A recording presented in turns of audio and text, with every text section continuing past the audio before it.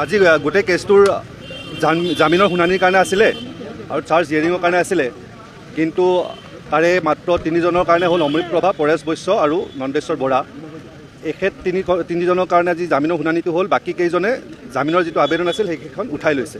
তেওঁলোকে উইথড্ৰ কৰিছে বেল পিটিশ্যন, আৰু গোটেই শুনানি হোৱাৰ পিছত অহা 30 জানুৱাৰী, অহা 30 তাৰিখে এই শুনানিৰ অন্তত যিটো ন্যায় মানে ৰায়দান দিব, সেইটো ন্যায়াধীশে স্থগিত ৰাখিছে। অহা 30 তাৰিখে এই বেইলৰ ওপৰত ৰায়দানটো দিব, তেওঁলোকক বেইল দিয়ে নে নিদিয়ে। আজি গোটেই কেছটোৰ জামিনৰ শুনানিৰ কাৰণে আছিলে আৰু চাৰ্জ হিয়াৰিঙৰ কাৰণে আছিলে, কিন্তু তাৰে মাত্ৰ তিনিজনৰ কাৰণে হ'ল অমৃত প্ৰভা, পৰেশ বৈশ্য আৰু নন্দেশ্বৰ বৰা। এখেত তিনিজনৰ কাৰণে আজি জামিনৰ শুনানিটো হ'ল। বাকী কেইজনে জামিনৰ যিটো আবেদন আছিল সেইকেইখন উঠাই লৈছে।